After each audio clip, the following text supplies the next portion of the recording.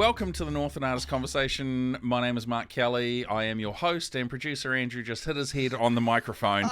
Thank you for joining us. This is absolutely amazing. Producer Andrew, seeing as you decided to inject yourself into this introduction nice and soon, how are you? Concussed. Nah. Exactly. That's number 5 for producer Andrew. Today's guest is very cool. We've been really fortunate enough this week to have some phenomenally talented people from Northland, and we caught up with a wrestler who is his mum and dad live in Whangarei, and they're huge supporters, and they've done some amazing things to help him with his career and continue to do so today. Absolutely lovely people. He is just one of the nicest guys around, and he's so cool, and he was so giving and generous of his time. Anything that kind of stood out for you? I think we should get into it. Yeah, good call, bro. Let's do that. I'm going to shut up. We'll review it afterwards. Producer Andrew's right, but let's sit down and have a conversation with Keanu Clyde.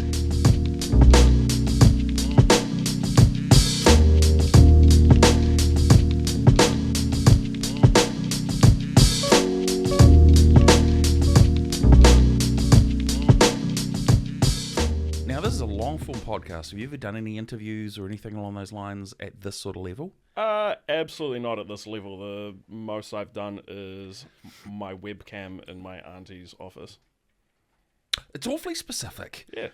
And is there webcam in the auntie's office? Was this like for Omegle or anything like that? Or No, nothing like that. Okay, all right, okay, cool. Keanu, thank you very much for joining us on the Northland Artists Conversation. I know this is probably a bit last minute, but thank you for coming in. And it's obviously very cool to have you here. You're here in kind of 2 capacities. Number 1, Aotearoa Wrestling. Yeah. But number 2, you're actually a Whangarei boy. Yeah. So this is cool. Yeah. Because we're gonna go through the Keanu journey, if Sweet. you like. Yeah. So we're going to go back to the beginning at the start. And you were born. Oh, jeez. Was I? It feels like that's an existential question. What was it like at home in terms of creativity and stuff like that, or in school? Like, was it naturally a creative household? Because the reason I always like to start with that question is because we get some people that are like, the house was surrounded with flowers and paintings, or the house was accountants and doctors and lawyers, and not a single bit of creativity in sight. So what was it like for you sort of growing up as a kid? So touching on the creativity side of it, I had the exact same report my whole 13 years of being at school, and that was vivid imagination, lovely child, please apply yourself.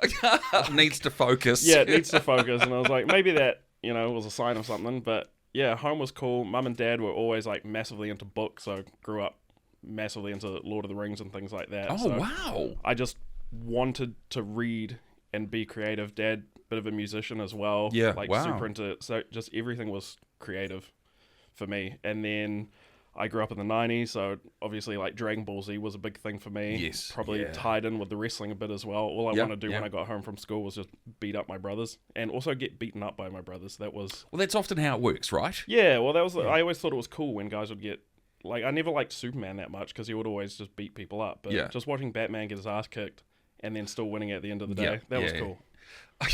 What an amazing household. That's so cool, man. Were you sort of a voracious reader? And you grab your coffee and have a drink if you want. It's totally fine.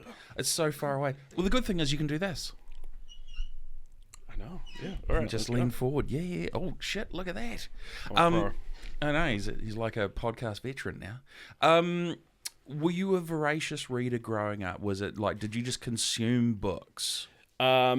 Or did you consume Dragon Ball Z? I did, but again, with the not being able to apply myself, I got really good at getting about halfway through a book, and then stopping, and then starting another book, and then getting about halfway through, and then stopping. And it wasn't until about my teenage years when I started really getting into comics because I could finish it in about 15 minutes. So that was so much better. And then over the past 5 years, I got into manga, and manga, an issue was like 15 pages. So I was like, I can read 3 of these while I'm sitting on the toilet. Easily. Yes. Right, so you have quite an exhaustive stack. Yes. Or just on my phone. Yeah, of course. Yeah, It's great. With the sort of the high school years and the application of yourself, you've moved into a very interesting job, which I think is quite cool. Yeah. And we'll touch on that a little bit later. But what was high school like for you growing up? You know, because did you like with music being through the household and stuff like that, and your dad being a bit of a guitarist? I'm definitely going to have a chat with him about that, by the way, because that'll be fucking cool. Did you sort of take on any of those creative aspects as well, or were you like the sporty kid, the academic nerd? I was a bit of a drama kid at school. Hey! Like, I loved the subject drama. Same here. Yeah. I didn't do it when I started high school, and Okay. then my friends were like, dude, I was like, I don't know what subjects to pick, and they were like, dude, you have to pick drama. It's easy credits, and it's just chicks. Right. Yeah, and so being a teenage boy, I was like, I'm sold. All I have to do is sign me all up. I have to do is memorize a page of lines. Yeah. And I just hang out with girls for an hour, and this is cool. And then they all think I'm cool. But never got into the school productions or anything because they're all musicals, and singing and dancing absolutely terrifies me. Really? So was not gonna. Was go it the into that sort of stuff. choreography that threw you, or I think it was just the spandex tights? I think it was just sort of acting. If I look stupid, I'm playing a character, and Right. that character is stupid. Yeah. But if I'm singing and I just bung a note or something like that, or my dance moves suck, kind of thing, it's like that's. Oh, his character doesn't suck at singing. He sucks at singing. So it became a very personal thing. Yeah, so I was like, I like drama, but I'm not going to do the school show. Not a theatre nerd. No. Okay, what school did you go to? Avondale College. Avondale. Avondale, Dale State. Stabendale, as they affectionately call it now. Stabendale? Yeah. It's like I shouldn't laugh. I was there for that. That was my Japanese teacher. What the actual? Yeah, got stabbed when I was in year 13, I think. Yeah. Last year of school. Yeah, last year of school. Wow. Wow. He was... I don't know how you fucking segue out of that one. He also Thanks kind for of making it low-key awkward. threatened to beat up a kid's dad as well. He was like a full-on legit, like, black belt in judo and jiu-jitsu and everything like that. Like, Wow. He, like, his forearms, you're like, I'm not going to mess with this guy. He's got a false eye. I don't know how that happened. Probably some sort of violent thing. But yeah, one of the kids was like, oh, my dad will come and beat you up. And then he was like, yeah, I'd like to see him try. And the whole class was just like, never saw that kid turn up to that class. Well, ever yeah, again. nah. He Quickly lost. put into He witness lost. relocation program. So, normally I sit here and I go, my next question's relatively easy, and I'm like, how do I get the fuck out of this one? So with Avondale and doing drama and stuff like that, was that your sort of the main focus? My main focus was wagging school mainly. Like bunking, yeah. I didn't really like school. Like, looking back now, like I don't know why I didn't like school. It's like all of my teachers were like super cool.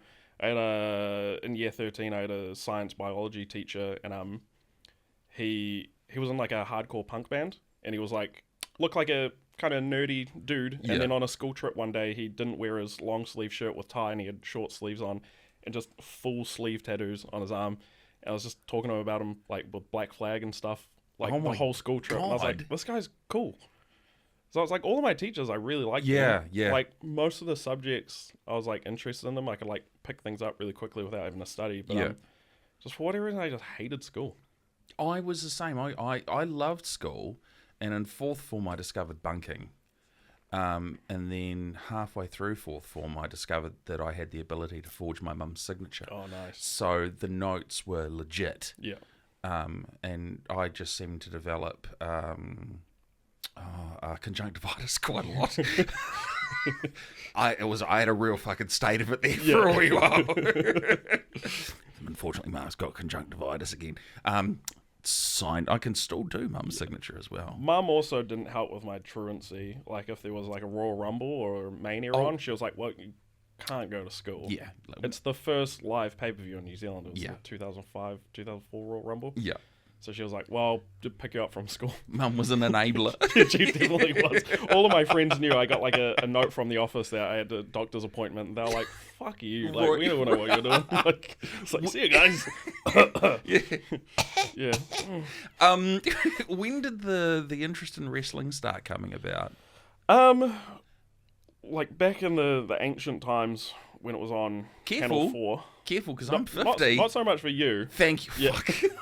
What a dick. But for you? Yeah, I often forget that my friends are a full different generation than I am. Yes. So yeah, for them they're like, what was it like back then? And I was like, well, the TV was a square. Yes. And it was like that wide. Yeah. Yeah. And it was heavy to carry. You would never have a remote, so you'd have to go up and push the buttons on the TV. No, Mum and Dad had a remote. That's pretty fancy. Well, no, they had 2 kids. There you go. Yeah, so it was kind of like during the Attitude Era. Yeah, and then cool. Good era. It stopped being on like free TV or something like that, so I just kind of forgot it. And then it was an Armageddon pay-per-view, I'm pretty sure. The main event was Eddie Guerrero, Booker T, Undertaker versus champion JBL.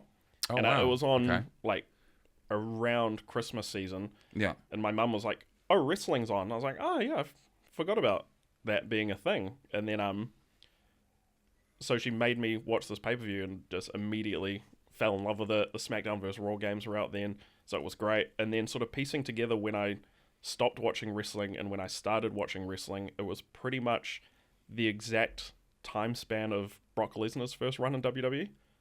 Oh, wow. So that's interesting. I just missed that. Yeah. So I came in pretty much the Mania after he left and started watching, finished watching just before like he turned up. Wow. So when he came back, I was like, I don't really. That's the guy from the SmackDown vs. Raw. SmackDown Here Comes the Pain game. Yeah. Yeah. Okay, so what? And it's interesting, right? Because having talked with other wrestlers, and even myself, I first got introduced to wrestling, Heart Foundation, Ultimate Warrior, Brutus the Barber Beefcake. The year of SummerSlam where it was, I want to say Hogan and Brutus versus Macho Man Zeus. There was a few of us were staying over at a mate's place. We were all just fanatical about it. One of my mates did an elbow off the top of the couch and landed on my elbow, and I've got a little bit of bone stuck in the joint. And it, that was, I think I was like 12 or 13 when that happened. That shit's, the doctors were like, well, there's no point operating. We just don't care. You're just going to have to live with it. Yeah. And we've all got those sorts of dumb things. But I bowed out as well. But I've sort of dipped in and out over time. I came, I dropped out and then came back in at the Attitude Era, and then kind of dropped out again. And it was only probably in the last 11 years that I've sort of come back into it with an absolute passion. But it's interesting sort of hearing why people kind of dip in and out of wrestling. Yeah. What was it for you? I think when I first got into wrestling during the Attitude Era, like Stone Cold Steve Austin, like Stone Cold, Undertaker, and Mankind were like kind of my 3 favorite guys. Yeah, nice. And I think I like Stone Cold because all of the kids at primary school were like big rock guys. Oh yeah. And so I think it just, to me, I saw Stone Cold and I was like, I'm not meant to like this guy. This guy feels like a bit like forbidden fruit kind of thing. Like, yeah, definitely. I shouldn't be watching this. This guy's drinking beer and pulling the fingers and like just attacking people for like seemingly no reason. Yeah. So it's like kind of got hooked onto that. I was like, oh, it's kind of cool. And then, just growing up with things like Dragon Ball Z and Street Fighter and Mortal Kombat games, I was just always liked fighting, but also sort of a bit more of the theatrical side of it. Like, I never got into UFC because it just seemed kind of boring to me. It's like, I can appreciate it, and like, a lot of it looks cool, but there's no like kind of flair, there's no characters to it and things like that. So like, yeah. It's interesting that you say that, because this obviously all of this sort of stuff plays into who your character would become later on. The drama side of things, and I guess your overall creativity, did that kind of carry on like once you left school and stuff like that, or did it just kind of dip in and out? Yeah, I was always super into arts and crafts type stuff, and then my work that I do now, like that's something that I excel at. There's a lot of arts and crafts projects. I did filmmaking for like a little bit. Really? And then dipped out of that when I realized how much like actual work goes into. Yeah. You can't just grab a camera and shoot. No. You have to write a script and go through all of this pre-production process, and I was like, screw that. Yeah. Too much for me. So it's like, I think with wrestling as well, it's like you kind of turn up and it's like quick. It's like you get something back. It's not months of planning. So it's like I can be creative right now. Yeah. Instead of further down the line and things like that. So yeah. So having had the drama and the love of wrestling, at what stage did you kind of go, I'd actually like to give this a shot? It was... Or were you like a fan beforehand and you'd see local shows and then you'd go, I reckon I could do... I always saw like advertisement around where I live out in West Auckland for like shows. I had a friend, like one of my best friends growing up, would always go to the old IPW shows and Fans Bring Weapons, and he would always like try and tell me to come, and I'd always be like, no, I'd never go. And I always thought, like, when I became a teenager, that like, okay, there does seem to be local wrestling around here, but it's probably like real small and crap and things like that. It is, or was, some of those shows that I would see in particular anyway. Like where there's like 20 people there and that sort of stuff? Yeah. Okay, yeah. Including the wrestlers. Yeah. And then, so I was like, never went to a show, and then one day I was like, oh, you know what, I want to go. So me and my dad went, and then the first match I think was like not like Niwa's debut match. And I was like, oh, this is pretty cool. Dakota Kai was on that show as well, and we're like, oh, okay, this is kind of cool. And then the main event was Liam Fury versus Travis Banks, and they were doing like top rope ranas and stuff like that, and Canadians, and I was like, oh, New Zealand wrestling is actually kind of good. Yeah. Like, this is pretty cool. So I knew they would do their shows at the Armageddon events at the Armageddon Expos. So I was gonna go, and I was gonna like put my name down and sign up to be a trainer. Yeah. And then I went to a friend's house the morning of that Armageddon Expo. Yeah.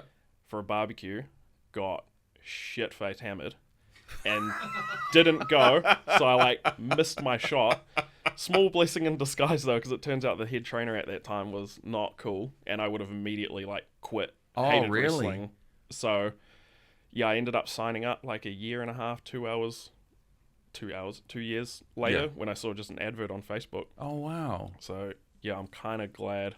I don't drink anymore, but like that's I'm like, that was a good time that I used to drink that. And it's so funny because you mentioned the name Liam Fury. He came back for the IPW Eliminator. And what was even funnier is that Liam and I used to work together. Oh, far out. Yeah. And he was in IPW wrestling when we were working together. Oh, yeah. And that was during one of my out periods.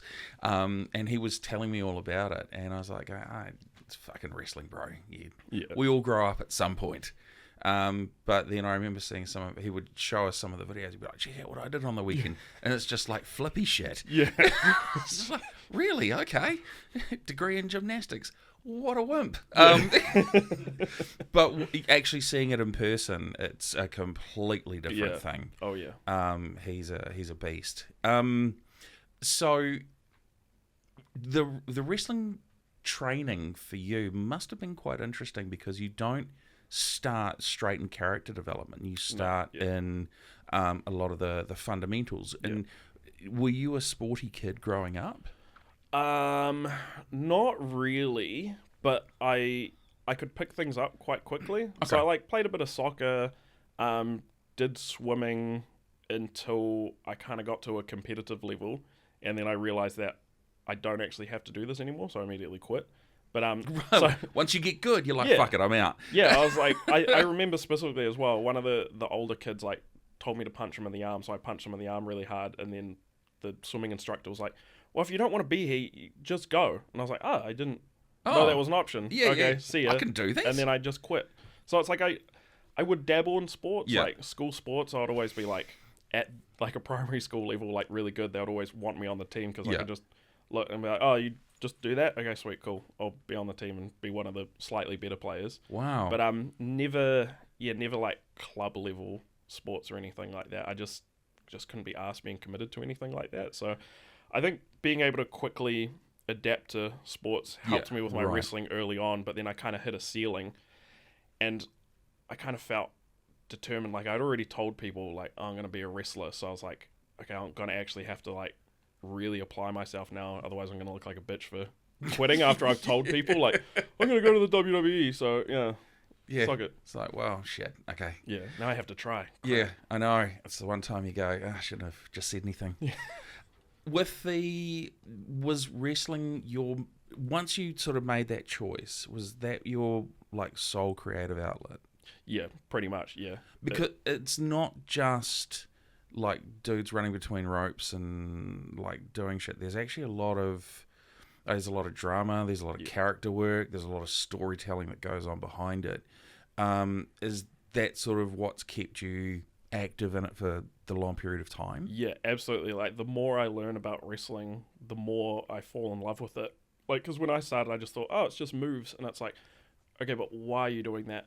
And it's like, oh, I don't know. It's like, why did you lift your hand up like that? And just sort of the wrestling psychology. Yeah. And, like, doing things so, like, if I do this, it's going to make people react this way, which means this will happen. And it's like, I just got super fascinated with that, and I'd just endlessly be watching any YouTube video I could find. So it's like, when I started, it was like a cool physical thing to do. And then the more I got into it, the more I, like, started thinking more. And it's interesting because I having a chat with Jay, his character that he plays versus who he is as a person are very diametrically opposed.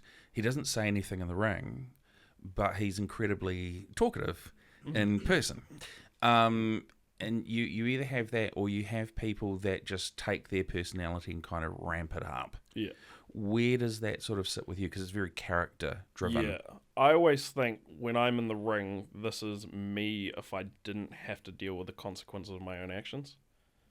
Right, so it's no fear of consequence. Yeah, so in real life, I wouldn't dream of doing half the things that I'd do in the ring because somebody would come and punch me in the face, or I'd get arrested or something like that. Yeah, I mean, look, I've seen some of your matches, man. Yeah. If you were to turn up at your job, suddenly pull out a fluorescent tube and just start smashing it on your head. Yeah, probably get in trouble. Hi, psych ward. Yeah.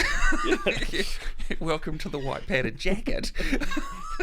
Because you really can't do that in real life, can you? No. Disagree with someone, fuck it, eat a clothesline. Yeah.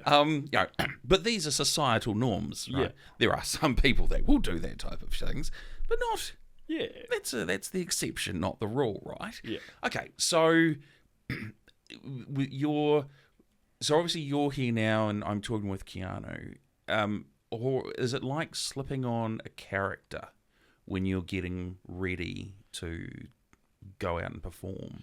Yeah, it's sort of weird. I know everybody has their, like, different sort of routines and, like, pre-show rituals. Yeah. And for me, it's like, I'm just kind of me. I'm getting warmed up, not even really thinking anything. And it's pretty much the moment my music hits, that's sort of just when it kicks in for me. It's that late? Yeah, it's wow. My music starts and I go, okay, my brain starts, like, churning, and it's almost sort of like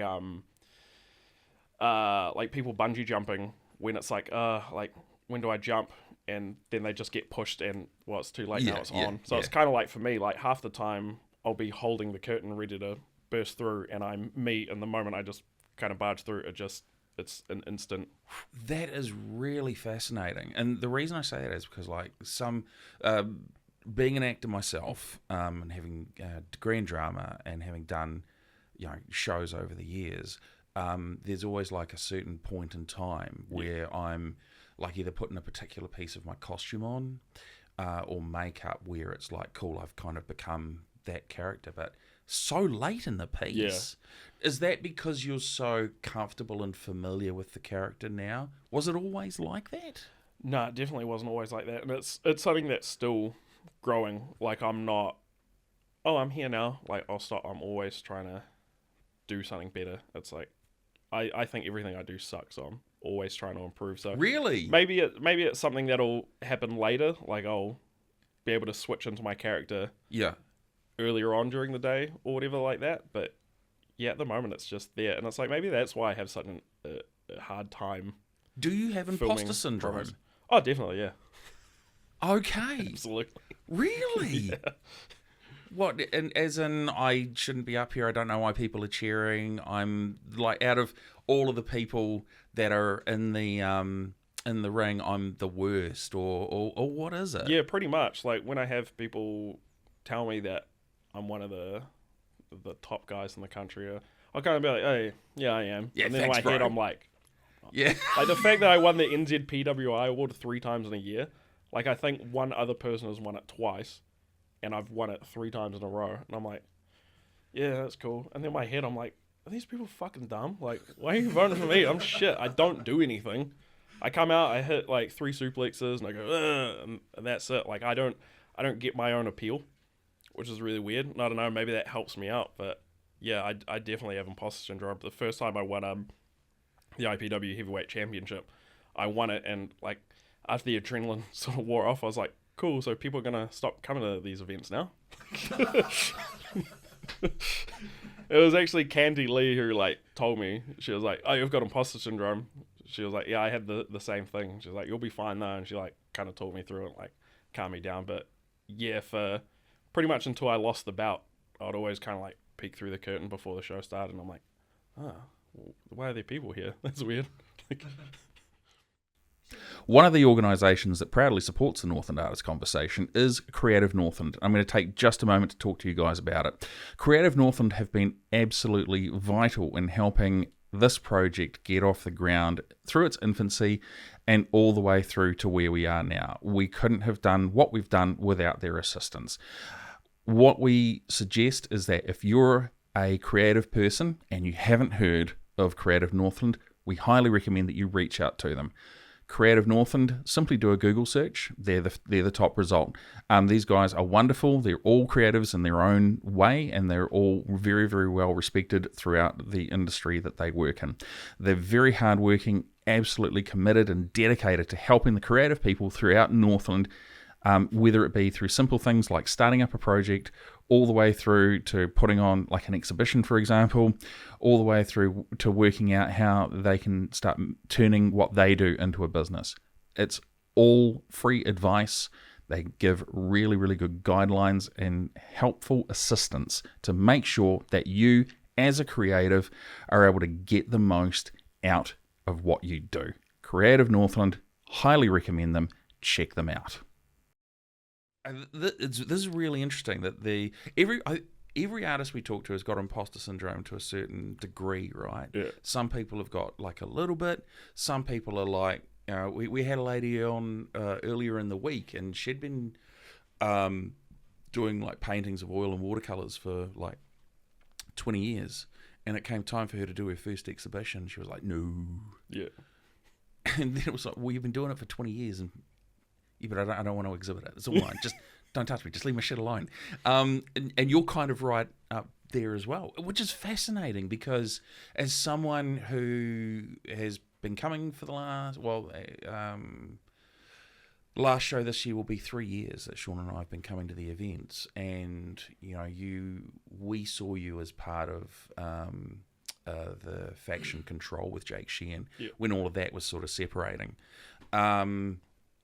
But it's fascinating to think that as a person you don't believe, and you could also look at that as maybe a bit of imposter syndrome, but also maybe naturally you're quite humble, as well, because it's like, well, you know, yeah, it's cool. People say nice things, and I'm like, oh, your choice.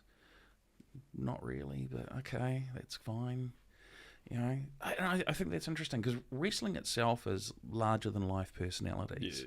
And we've, you know, there's always been stories about wrestlers that have taken their ego and turned it into their full-time livelihood. And that's similar with musicians as well. Anyone that gets on a big stage and big spectacle can become very much, they can channel their inner id and just go fucking off the deep end. So the fact that you don't is actually pretty cool, because you're very humble and grounded. With your job, that you do, your Keanu day-to-day job. Yeah. What is that job? I work with intermediate school kids. Okay. Which is interesting because you didn't like school. Yeah.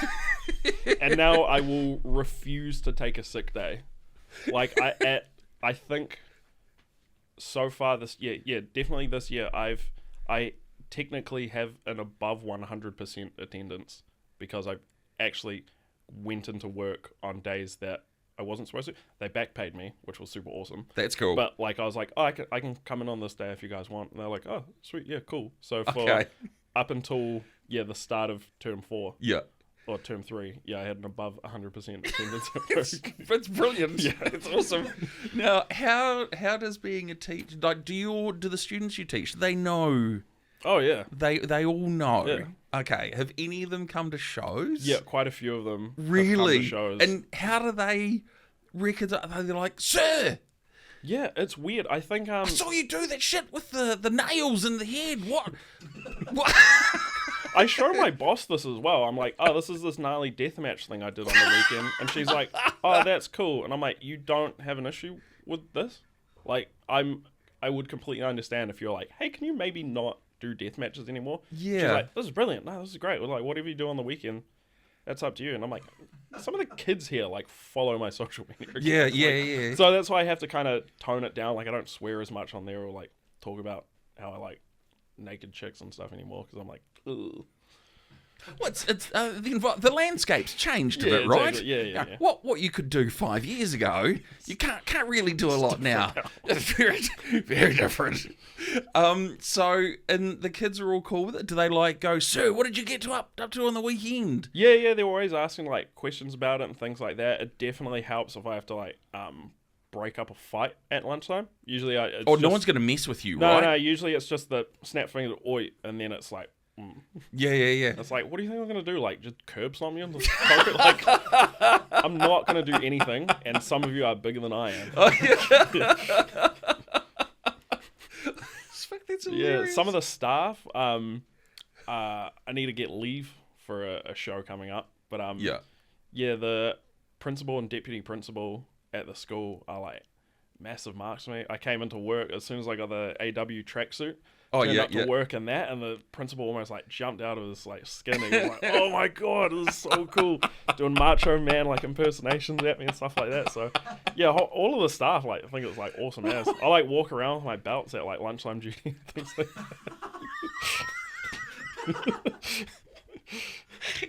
After you just said he was humble. Yeah, after being humble as fuck and having a fucking imposter syndrome, walks around at lunchtime when he's doing his duty, going, "Don't fuck with me." Oh, this thing. This thing. It's just I picked it up from the $2 shop. It's a. I forgot I was still wearing it. Yeah. I won this on a Monday.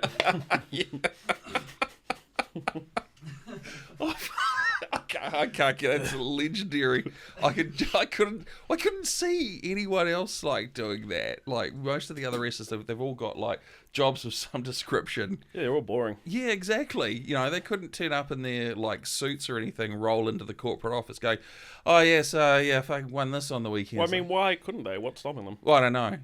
Perception. I want to see what's his name, Maximilian, walk into. Because he's like a legit lawyer and stuff Yep. like that. Could you imagine him turning up to court and that with the belt? Well, I don't know if I could imagine him winning a belt. Oh.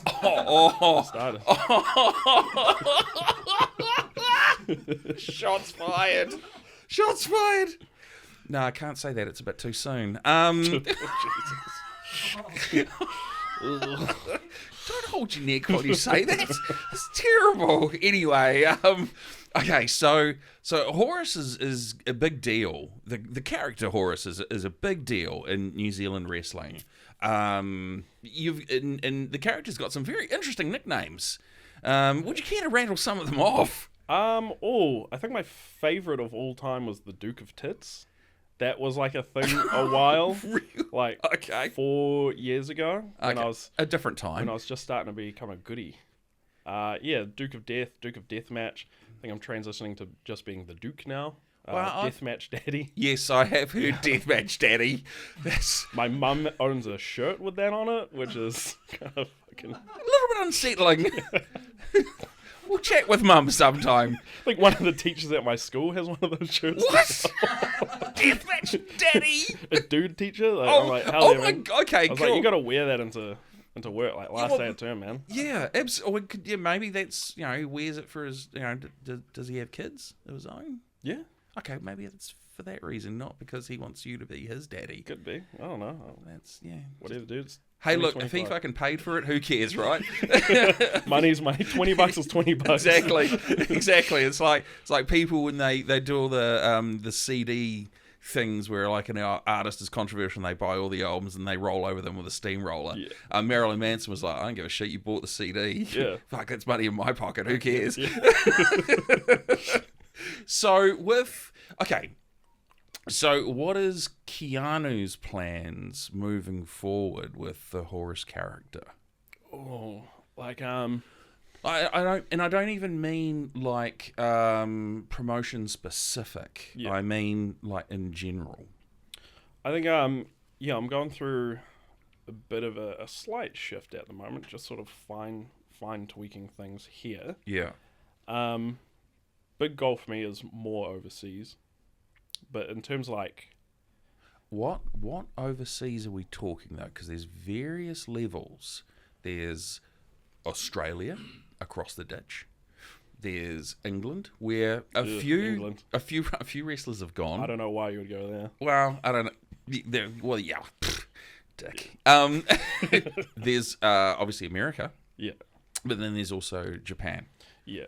So where overseas? I think for me, I'm not even looking like Australia. To me, feels pretty much the same as if I'd go down to SBW. Right. Okay. Like it doesn't even feel like really a different place. Like a big jump. Yeah. So like for me, the only two places I would consider really doing is Japan and America. Mm-hmm. But with America, I don't want to go over there as a deathmatch guy. It's like as much as like it's weird. I don't watch deathmatches. You just participate in all of them. Yeah, I just participate in them. Yeah. Like, I've seen one deathmatch start to finish in like my whole life. Wow.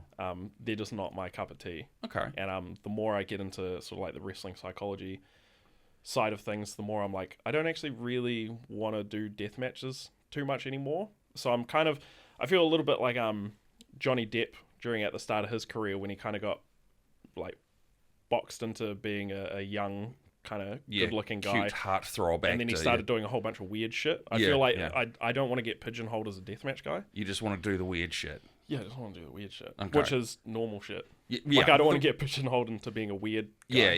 Yeah. And is that something that can happen quite easily? I'm not sure because I did kind of have like not full offers, but just kind of like conversational things like, oh yeah, you could go over to the States and things like that and do like a bit of tour over there doing death matches. And I was like, I don't really know if I want to do that. Okay. And then Japan's popped up a couple times, and at least going over there, like I'd kind of have a bit more of options to do both, which would be kind of cool. I don't know if I want to do Japanese death matches though. That's like a different can of worms. That's a next over there. level, right? It's scary. Yeah. That's the sort of stuff where people can die. Yeah. Like wrestling itself is like you spend years training and learning and honing your craft, and I'm just going to throw some stuff out there. Please feel free to disagree with me, okay? As a performer, when you take the stage, you're at a level where you know how to protect the person you're working with. But that Japanese deathmatch stuff, it's not like, well, we're going to safely stab you with a knife now. Well, there's no safe stabbing with a knife. It's like, we're only going to go 2 inches deep. Oh, we accidentally went 3. Yeah. Sorry, we've hit your kidney. It's tough. Yeah. It's fascinating how they can do that. Yeah. And then sometimes even later on that day, do it again. I'm like, it's baffling to me. And I kind of, it's like a magic trick. And I'm like, I just want to leave it over there. I don't want to know how the sausage is made. Like, this is crazy. This is nuts. Yeah. You do that. I don't want to be part of that. If it's something, I don't want the illusion to be broken. But yeah, I'm like, at right now, that's not for me. I don't think that's my journey. So with you said the Japan stuff's come up again recently.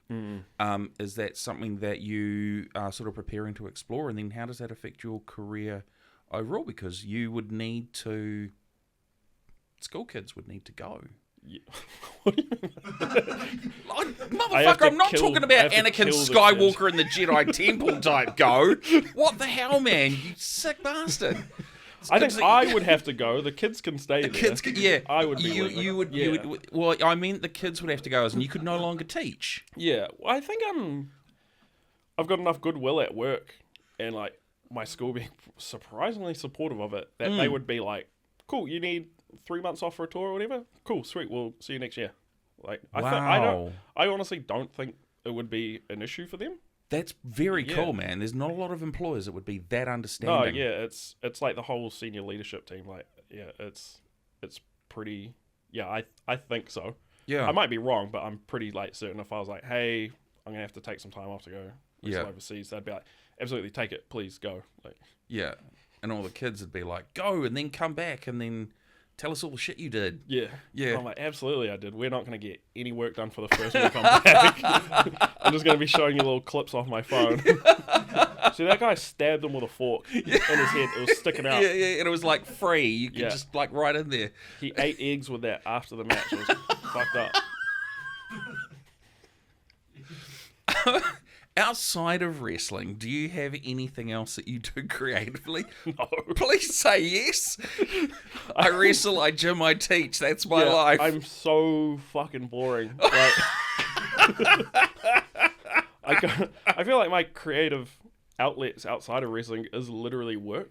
Like, my friends always say, like, well, like when I meet new people and they're like, oh, what do you do for work? I'm like, I do gags with kids. Mm-hmm. Like, I feel like that's kind of 50% of my job. You gag kids. No, like bits. Like, no, that's weird too. Like, jokes. Okay. I'll just do jokes. Okay, cool. That's almost as dark as the killing kids thing that we took it to, but yeah. Yeah, so it's like I do that, boom, finish, go home, get changed, go to the gym, come home, zone out watching YouTube for ages, go to sleep. Yeah. It's like it's just I go here and then I go here and then I go back home. It's do it just every day. It's interesting. You've got a very unique Instagram presence. Yeah, I'm going somewhere with this. Okay. You will often throw up an AMA. Oh, yeah. And you're probably one of the only guys that I've seen do it quite regularly. Yeah. You're like, and it's almost like with you just sort of describing your standard day. It's almost like you're lying in bed going, "I'm bored." Instagram, just fucking ask me anything. Yeah. And some of the stuff I've seen come through is just hilarious. And you're not shy about being forward. Nah, I'll say whatever I want. Like. It's like, why is it some wrestling promotions fail? Because they're shit.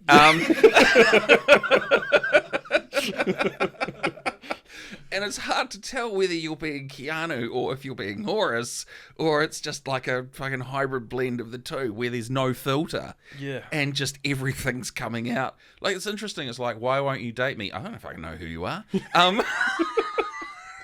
Sometimes I get in trouble. Luckily not from anybody that, in terms of like wrestling, is going to affect me being on shows and things like that. But yeah, I've had a few people like send me angry messages and then block me afterwards. And I'm like, it wasn't even about you. Or like, that was clearly a joke. Yeah. Like, if you're going to block me over that, whatever, screw you then. Yeah. It's very snowflake mentality. Yeah. But I'm quite surprised over some of the stuff that I haven't gotten in trouble. Like from... I'm surprised over some of the stuff you haven't gotten in trouble from. Yeah. Sometimes I'll send something and then I'm just kind of like... and then like 10 minutes later I'll get like a message from, you know, a management person at some point and they'll be like, fuck yeah. And I'm like, it's usually a lot more positive than it is negative. Okay, it's which good. is quite surprising. That's good. And I wonder if like someone of yourself with like sort of where you are in considered in New Zealand wrestling versus someone that's sort of just new and starting and isn't quite there. I wonder if it's like, yeah, fuck yeah, you get away with that. But if someone down the bottom that's just sort of starting, it's like, probably shouldn't have said that. Absolutely, yeah. You get a little bit more leeway. I don't know exactly when I made that shift from like here to kind of perceived as up here. Yeah. Like there wasn't like a thing where it just happened, but really, it kind of happened. I think one of the management people were like talking about me, and they're like, oh yeah, he's one of the locker room leaders. And I was like, when did that happen? Yeah.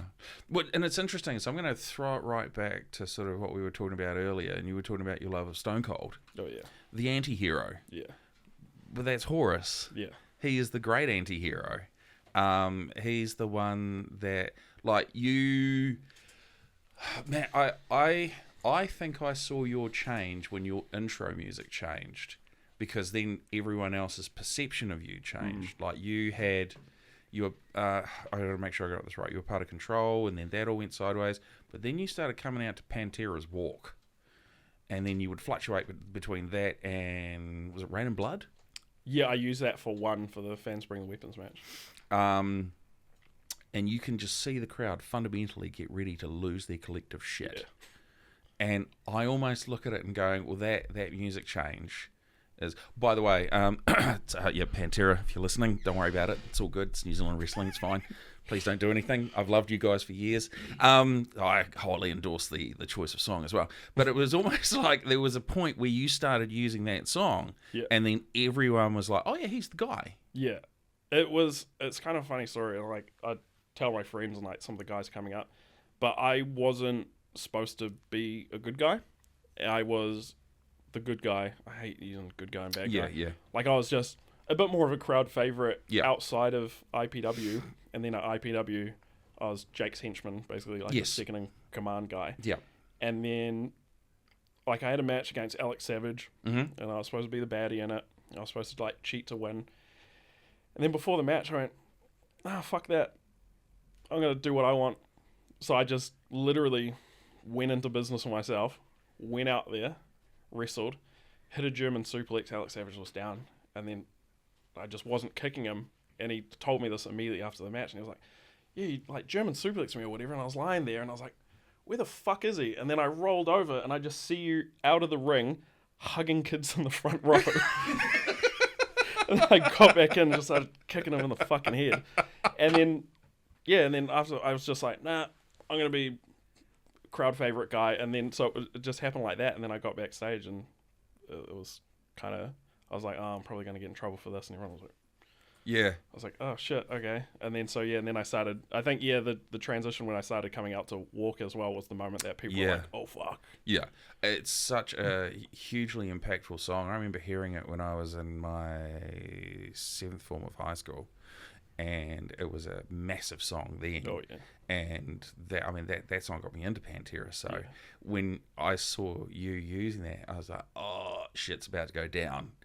And then just watching, because I mean, there are a lot of people that turn up to wrestling shows are fucking metalheads. Yeah. Good people. We just like violence. Yeah. You can spot away just the sea of black shirts. And you're like, oh. That's how I know when there's like a gig on in Auckland. I'm like, oh, there's a whole bunch of people in black shirts and mullets. Yeah. Sweet. What am I missing out on? Fuck.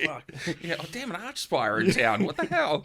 That's really cool. So my question for you would be, with this New Japan having come up, is it something that you're actually considering, or is it something that you're just going to do with what happened the first time? Yeah, so, like if New Japan popped up and they were like, join the Young Lions system, I don't know if I'd want to do that, because, like, I don't think going in and starting as a rookie is, like, what I want to do. It's like I'm kind of late on in my career. Like, I don't know if I want to kind of do that much of a reset, but, like, if, like, a tour came up, even if it was, like, with smaller companies, I think I'd jump at that, absolutely. Oh, nice. But like, and it's not so much that I don't want to have to do the training and things like that. It kind of is, but it's like, I'm stubborn and I'm kind of like I feel like I'd be shit at being a young boy, because you have to kind of like cook and clean and things like that. And I just wouldn't, because I'd forget. Yeah. Well, how old are you? 30 32. Which one? There's a 32. Okay, there's a couple of years difference between them, bro. I don't celebrate my birthday anymore, so Okay, I yeah. genuinely forget So sometimes. fuck it. And I guess because you've evolved your character over how many years? About 7 years. Probably. Okay, 6, so yeah. yeah, you're kind of at that point now where going in at a junior level. Yeah. If you were a younger wrestler that was up and coming, Yeah. like say Xander, Yeah, absolutely. or Kurt Brown, Yeah. then that would make sense, Yeah, right? yeah, Because yeah. they're a lot younger. You're kind of in that position where you've got your routines and you know who your character is. To have someone turn around to you and go, you're not fucking Horus. Yeah. You none of what you do is Egyptian influenced. I don't recall fucking the slaves playing Walk. None of it makes sense. For you to have to turn around and go through this whole reinvention process. Is that something? Yeah, because I know, like, I understand that, like, New Zealand, in the grand scheme of things, we're, like, pretty far down. So if I went over there and they're like, you're doing things wrong, I'd go, you're right, okay, cool, what can I do to get better? I take feedback on, like, if somebody's telling me I'm doing something wrong, I'm like, okay, like, show me. Yep.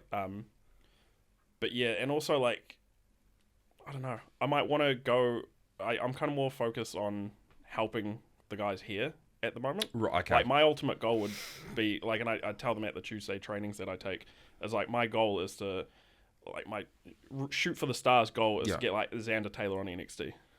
Like, that's kind of what I want to do right now. Like, it's not really about me, so it's like going and joining, like, a dojo system to, like, help me get to that next level. I'm kind of like, I almost feel like my time's kind of passed, where it's like starting to wind down. So it's like, what can I do to make things better for the next guys coming up, so then they can make it better for the next guys coming up, and then eventually we don't have to go over to the States or whatever. It's like we can have our own TV show here.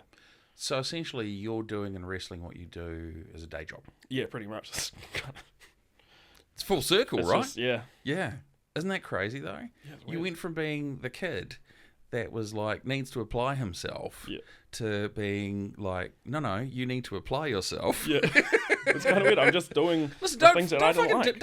Don't do as I did. Just do as I say. Yeah. I've made these mistakes, so you don't have to. Exactly. And I think that's really cool because, you do see people and they go through life and they're always on a learning journey, and it's always very singular because it's about themselves. So to have people that come along and go, well, we want to help mentor and coach and tutor, you're essentially winning in two ways, because I'm guessing it's something that fills your bucket. Yeah. But it's also you're able to impart your knowledge onto others that may help them get to the places they want to get to. Yeah.